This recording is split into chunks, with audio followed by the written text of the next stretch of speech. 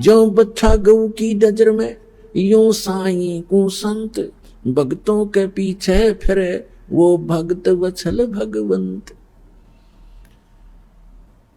अब फिर क्या होता है, गरीबदास साहिब जी ने परमात्मा कबीर जी के बारे में बताया है, नरसिंह जी की हुंडी दीनी वह सावल सा कहाया, द्योती का ब्याह भया तब भात भरण को आया।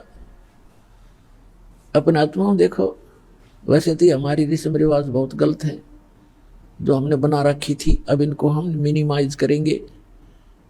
लेकिन सतयुग त्रेता द्वापर में परमात्मा ने कहा था कि बहुत ही कम हंस पार हो पाएंगे, और इस कलयुग में मैं धीरे धीरे जो समय फिक्स किया है इसी के दौरान सबको पार करूंगा, और पार होने की विधि उन्होंने बताई है वो दास आपको बताता रहेगा। लेकिन आपको दास बार बार बताता है कि ये काल भगवान जो यहाँ का प्रभु स्वामी है किस ब्रह्मांड का, ये सरपुरुष है, इसको सर ब्रह्म भी कहते हैं, इसको ब्रह्म भी कहने लग गए।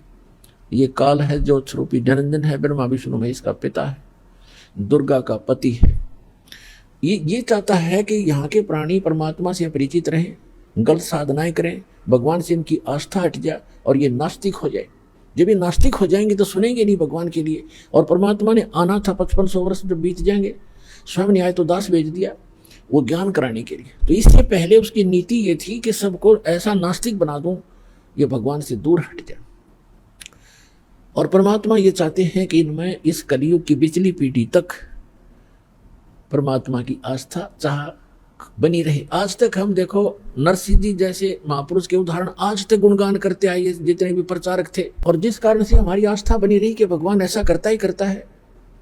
लेकिन ना उन प्रचारकों को कभी ऐसा हुआ, ना उनके उपासकों को कभी ऐसा हुआ, लेकिन उसके कारण हम डटे रहे कि भगवान ऐसा करता है, ऐसा हुआ है तभी तो गुणगान हो रहे हैं। अब क्या हुआ कि एक दिन उसकी लड़की का विवाह, लड़की ब्याह रखी थी, विवाह कर रखा था, उसका लड़की जवान होगी, उसका विवाह हुआ। उसके विवाह के लिए लड़की आ गई बात नौतन, यानी अपने पिता, ऐसे रिवाज बना रखी अपन ने, तो ये रिवाजें अच्छी नहीं है। फिर भी भगवान ने दुखी होना पड़ा, उसके लिए भी बहुत कुछ करना पड़ा। अब उसकी लड़की आई और पिता से कहा, पिताजी आपकी ज्योति का विवाह है, इस दिन बात है, आप आइएगा।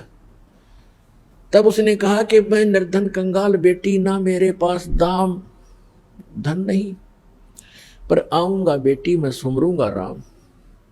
जैसा भी कंगाल हूं मैं तेरे द्वार पर अवश्य आऊंगा।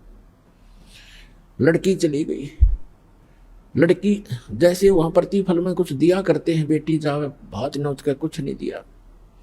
इसको देखकर उसकी सास, लड़की की सास ने बहुत कुछ उलाहने दिए, लड़की को बहुत बुरा भला कहा कि उसने नाश कर दिया, सारी संपत्ति लुटा दी, कंगाल होकर बैठ के हमारी बेइज्जती करवा दी, कदे कदे हमारी इज्जत शिखर में थी। अब लड़की बोल रहा क्या, बेचारी सब्र का घूंट आंसू में टपकाने लगी, बैठ गई एक तरफ जाकर। अब नरसिंह चिंतित हुआ कि कैसे वहां पहुंचेंगे, कौन मेरा साथी होगा। यदि वो सेठ होता और बात आ जाता, उसके साथ जाने वाले सैकड़ों इकट्ठे हो जाते गांव नगर के आदमी, और उस दिन कोई नहीं आया। उनके पास कुछ अंधे सूरदास आया करते थे, नरसिंह जी की झोंपड़ी पर बैठ जाते थे, सत्संग करते थे, विचार विमर्श करते थे, फिर चले जाते थे। उनमें एक शिक्षण नाम का बुद्धिमान था सूरदासों में। उसने कहा कि आज नरसिंह तेरी बात में कसक नहीं, तेरी आवाज में कोई चिंता टेंशन बन गई। उसने बताई कि ऐसे ऐसे लड़की आई थी और ज्योति का भात आ गया है और ये चिंता बन गई मैंने। नरसिंह वो कहने लगे, उस शिक्षण सूरदास अंधे ने कहा कि भाई भगवान पर भरोसा रख, दिल ना तोड़े, हम चलेंगे तेरे साथ। बोला नगर का कोई साथ नहीं हो सकता। कहने लगे हम चलेंगे सारे के, वो 16 जने थे गिनती में। बोले हम चलेंगे तेरे साथ, चिंता ना करें, कोई बात नहीं, देखी जाएगी जो भगवान उड़िज्जत हो जाए बेइज्जती पर बेटी के द्वार पर खड़े जरूर होंगे चल के। तो वहां सफर करने के लिए पहले बैलगाड़ियां थी, अब बैलगाड़ी उसके पास नहीं, गांव से मांग कर लाया। किसी ने बैल ऐसा दे दिया जो घर से मांगी वस्तु उधारी ऐसे देते थे जो घर से रिजेक्टेड सी हो। किसी से एक बैल मांगा, किसी से दूसरा, उन्होंने ऐसे दे दिए काम चलाऊ से, निकम्मे से बैल। और बैलगाड़ी थी खराब सी, वह कह दी ले जा सेठिया। अब सेठ ने वही बैल दोनों जोड़ के गाड़ी ले ली, बैलगाड़ी। 16 सूरदास उसमें बैठ के, वो उसके मित्र। अब गाड़ी चले नहीं, क्योंकि ना तो बैल ढंग से चले, ना उसने चलाने आवे, ड्राइवर कदे रहा नहीं बैलों का, और गाड़ी ऐसे लचर पचर करती हुई चल रही है धीरे धीरे। अब उस स्पीड से वो 10 दिन भी नहीं पहुंच सकते थे, और वह था तीसरे दिन। अब वो श्री कृष्ण के पुजारी थे, सूरदास भी, और साथ में नरसिंह जी भी श्री कृष्ण जी की अर्ध लगाते जा रहे थे। वो परमात्मा स्वयं आगे एक कारीगर का रूप बना के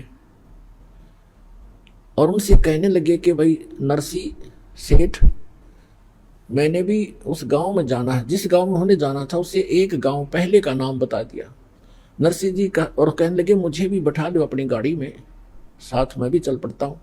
नरसिंह जी कहने लगे बैठ ले बेसिक गाड़ी में, पर हम लगता है ये रास्ते में रह जाएगी, ये बहुत खराब है, करने वही पड़ी है। तो उसने कहा कि मैं मिस्त्री हूँ, आप एक बार नीचे उतरो और मैं इसको ठीक ठाक कर लेता हूँ, फिर चलाएंगे। नरसिंह जी ने कहा कि देखो मेरे पास पैसा नहीं है किराए कुछ देने को, मैं तो भगवान के शब्द सुना दूंगा तुझे। तो कारीगर रूप में भगवान बोले कोई बात ना, मैं कुछ नहीं लूंगा आपसे, मैं आपके साथ बैठकर भी तो चलूंगा। अच्छा फिर ठीक है। तो पुण्यात्माओं, ये जितने आज तक प्रचारक हुए उन्होंने श्री कृष्ण जी को सुप्रीम पावर मान के और नरसिंह जी को उसका भगत जान के उनका एक महिमा का शब्द बना रखा है, वो सुनाता हूं आपको। लेकिन सच्चाई जो है वो दास आपको बताएगा। और उन्होंने कैसे बताया है, अपनी देसी लैंग्वेज में, हरियाणवी लैंग्वेज में बना रखा है। गाड़ी आले मन बैठा ले, एक बहो गाड़ी थाम भाई मैं हार लिया। गाड़ी आले मन बैठा ले, एक बहो गाड़ी थाम भाई मैं हार लिया। अब परमात्मा खड़े हैं एक कारीगर के रूप में, सारे इंस्ट्रूमेंट औजार ले रखे, उपकरण आरी भी, ऐसे काटने पीटने की बसवल्ली सारे ले रखे हैं। और क्या कहते हैं, गाड़ी आले मने बैठा ले, एक बहो गाड़ी थाम भाई मैं हार लिया।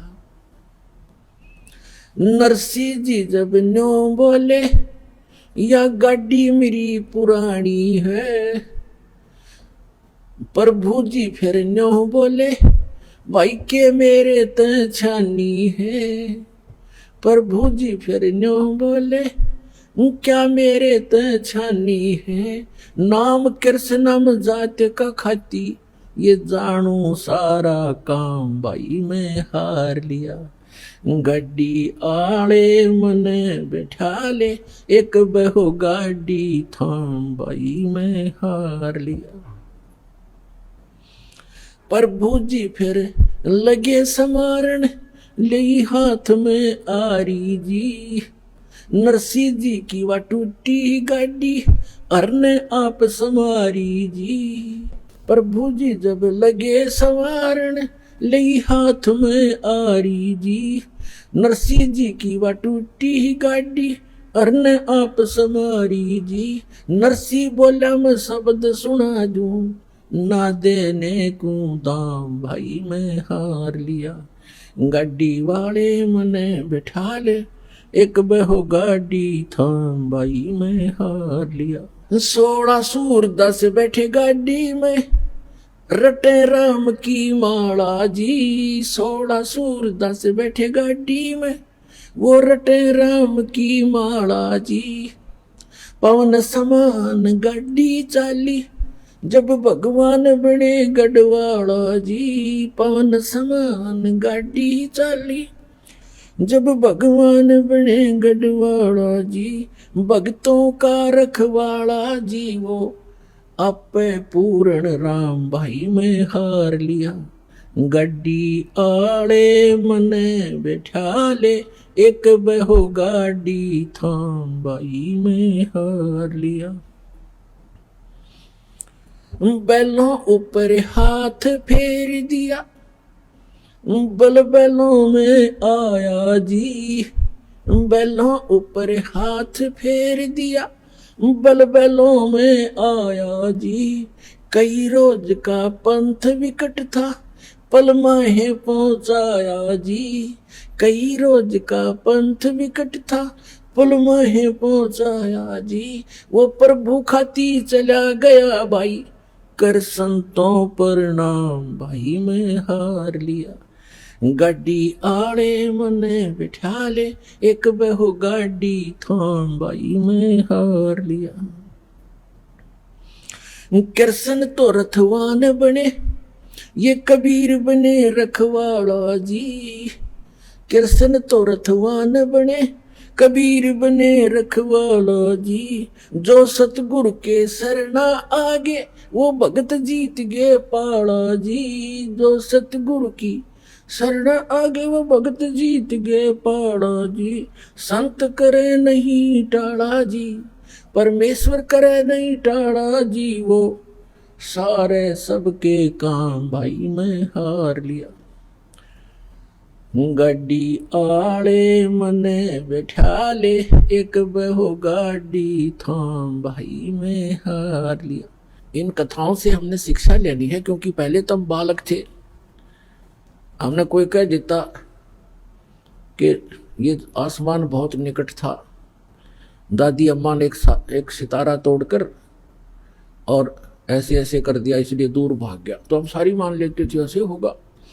अब हम ये बातें नहीं सुनेंगे किसी की कि श्री कृष्ण जी ने ऐसा कर दिया, फलाने ने ऐसा कर दिया।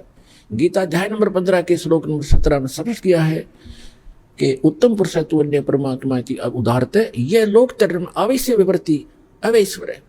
जो सबका धारण पोषण करता है, सबकी केयर टेक करता है, तीनों लोगों में सबका वही एक ही मालिक है। वही सब अपने भगत से पहले पुण्य करवाता है, फिर उसके आधार से अब स्वयं ही उसकी मदद करता है। तो कहने का बात यह है कि नरसिंह जी जब न्यों बोले, नरसिंह जी ने कहा कि गाड़ी मेरी पुरानी है, कंडम है, ये चल नहीं पा रही है। तो परमात्मा ने कहा ये क्या मेरी तछानी है, अब तेरा दुख क्या मुझसे छुपा है, मुझे क्या बताना चाह रहा भक्त, मुझे पता है, इसलिए मैं आया हूं। तो पुण्यात्माओं, जब हम भगवान पर आश्रित होंगे, पर हमारा इतनी हिम्मत रही को ना कि हम यहां तक सैक्रिफाइस कर सके, पर परमात्मा ने दूसरा तरीका अपना दिया कि तुम अपना लगे रहो, एक दिन अवश्य होगा। अब जैसे विश्वास करने के दो तरीके होते हैं, एक तो यूं मान ले कि जो सामने वाला कह रहा है यह बात सच्ची होगी, और नहीं फिर उसके बताए अनुसार कुछ करके प्रैक्टिकल देख ले, तो वो भी बात फिर वह सच्चाई तो ऊपर आएगी। जैसे किसान था और एक सेठ के पास अपनी फसल बेचकर आता था मंडी में, और उसका आड़ती था पक्का और नहीं जाता था कहीं पर। एक दिन क्या हुआ कि जब वो फसल लेकर गया 2-3 महीने 4-6 महीने के बाद, तो पता चला कि उस सेठ की दुकान बंद है। पूछने से कारण का पता चला कि उसका दिवाला निकल गया, वो अब आड़ती नहीं रहा। तो उसका मित्र भी हो गया था वो बहुत अच्छा। अब उसके पास गया, उसके कुछ पैसे भी देने थे, वो कुछ उधार ले जाता था उससे सेठ, वो किसान। उसके घर गया सेठ के, उससे पूछा सेठ जी क्या बनेगी, कि भाई बहुत बुरा हाल हो गया, मेरा तो घाटा लग गया बिजनेस में बहुत गना, और मेरा दिवाला निकल गया, रोजी रोटी को भी दूभर हो गए, कुछ रास्ता बता मेरे को मित्र। अब किसान को तो अपने ही प्रोसेस का पता था, प्रोसीजर का। कहने लगा भाई मैं तो अपना खेती बाड़ी के बारे में बता सकता हूँ और तेरी मदद कर दूंगा जितना मेरे से हो सकेगी। आप वहाँ खेती कर लो, हमारे गाँव में चलो, आपको कुछ ठेके पर, कुछ मैं अपनी जमीन बहुत है वैसे दे दूंगा, और आप उसमें बोलो, बीज भी उधारा दिवा दूंगा, उसको जमीन को बहाने वाले व्यक्तियों को भी रोक दूंगा, 2-4 महीने तेरे को पैसे नहीं लेंगे, और अपना कर लो आप फसल। उसने सोचा चल भाई ठीक है, जब ये इतना साथ दे रहा वो चला गया किसान के साथ। अब किसान ने बताया कि ये 10 एकड़ जमीन है, इसको पहले हल से बहा दे, इसका घास खत्म हो जाएगा। घास खड़ा था उसमें, तो उसने किसी किराए के हाली को लिया, उससे बहा दिया। अब कुछ दिनों के बाद उसमें फिर घास हो गया, तो किसान ने कहा कि इसको एक बार फिर बहा दे।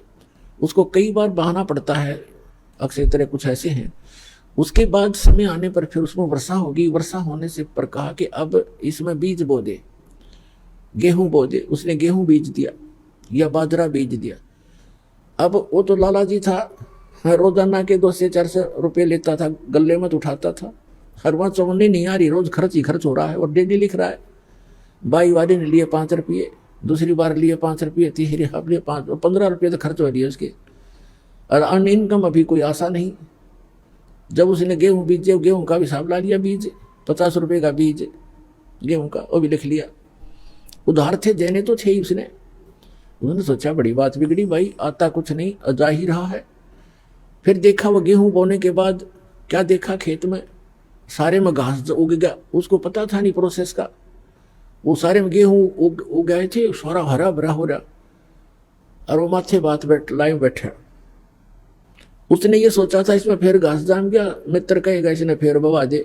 तो किसान भी घूमता फिरता चला गया देखने के लिए अपने मित्र की खेती, देखो कैसी लगी है, बहुत बढ़िया लगी थी। तो उसने पूछा भाई कैसे बैठा है सेठ जी, ऐसे क्यों चिंतित है? कहने लगा भाई मित्र मैं तो जाऊँ अपने घर में, क्या बोला फिर घास जाम गया, इसमें आप कहोगे फिर बवा दे, इसमें 5 रुपये फिर लगेंगे। तब वो हंसा उसका मित्र के, नहीं ऐसी बात नहीं है, अब नहीं कहूंगा बहाने के लिए, अब तो ये फसल उगी तेरे, ये फसल है, गेहूं होंगे। अब उसका ना जच्चे, क्योंकि उसको पता नहीं था कि गेहूं भी बनेंगे कैसे, इसमें गेहूं तो मिट्टी में डाल दिए, सारे खराब हो गए। वो तो उनको देख रहा कि गेहूं तो खराब हो गए। अब कहने लगा तो विश्वास रख। उसको विश्वास यूं था कि उसका साथी भी ऐसा ही कर रहा था, अज्ञो भी ऐसे बोल रहा था, थोड़ा दिल डट रहा था, पर जचा गति नहीं थी। और जब वो परिपक्व हो गए गेहूं, 40 मन गेहूं डाले थे 1 एकड़ में, और 40 किलो, और फिर वहां निकले काफी 20-30, उसमें ऐसे होते थे 20-30 मन। तो जब वो गेहूं पक गए, उसमें बाली आली, बाली को उसने फोड़ कर देखा, उसमें गेहूं थे।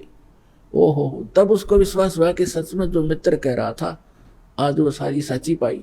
तो अपने आत्माओं, ऐसे ही ये जो ज्ञान है आप प्रथम बार सुन रहे हो, और इस भगवान के विषय में भी आप प्रथम बार सुन रहे हो। बहुत से क्योंकि प्रथम समझो, जिसने अब ज्ञान लिया, यहाँ से उपदेश लिया, वो प्रथम ही समझा जाता है। तो दास जो आपको बता रहा है, दास ने भी वही काम किया है जो आपको समझा रहा हूँ, बता रहा हूँ, और फिर आपके साथियों को भी ये लाभ हुए हैं। तो आप इनको देखकर और इस ज्ञान को आधार बनाकर ये करते रहना, एक दिन विश्वास आप पे हो जाएगा। तो इस प्रकार हम जो साधना किया करते थे वो गलत करते थे।